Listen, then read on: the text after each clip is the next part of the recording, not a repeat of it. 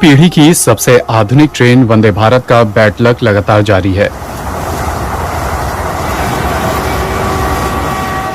Vande Bharat express train के टकराने की अब तीसरी घटना हाल के दिनों में सामने आई है।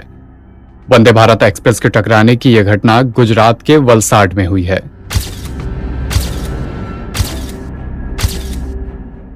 यहां पर वंदे भारत ट्रेन के सामने एक बैल आ गया, जिससे ट्रेन के आगे का हिस्सा बुरी तरह क्षतिग्रस्त हो गया।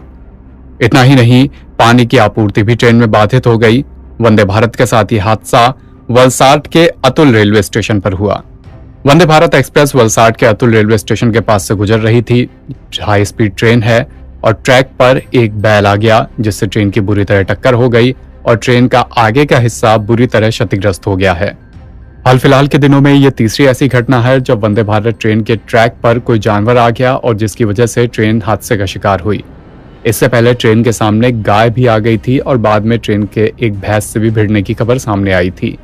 दोनों ही घटनाओं में वंदे भारत के आगे के हिस्से को काफी नुकसान हुआ था, जानवर की भी जान गई थी और ऐसे मामलों में इन जानवरों के मालिकों पर भी कड़ी कार्रवाई हुई थी।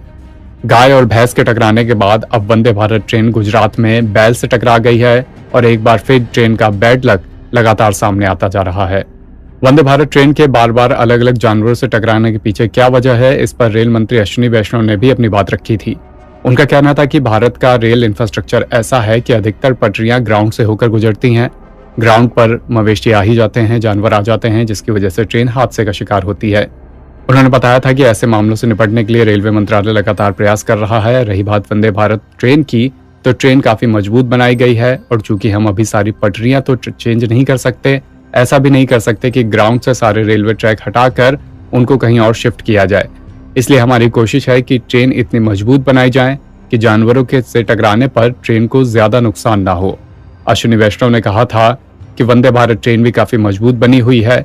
गाय और भैंस से टकराने की जो घटनाएं सामने आई थी, उसके कुछ ही समय में, चंद घंटों में ही ट्रेन को रिपेयर भी कर दिया गया था। रेलवे में अभी भी हमारे ट्रैक्स ग्राउंड पे है, सरफेस पे है। देश के करीब करीब सभी जगह सरफेस पे ट्रैक्स है। इसके कारण कैटल हिट की एक प्रॉब्लम रहती है, लेकिन उससे उस समस्या को सॉल्व करने के लिए डिज़ाइन, जितने भी ट्रेन्स का डिज़ाइन है वो उसी तरह से किया गया है। जैसे आपने देखा, कल अगर एक हादसा हुआ तो तुरंत बॉम्बे पहुंचते ही ट्रेन का तुरंत वापस रिपेयर भी हो गया।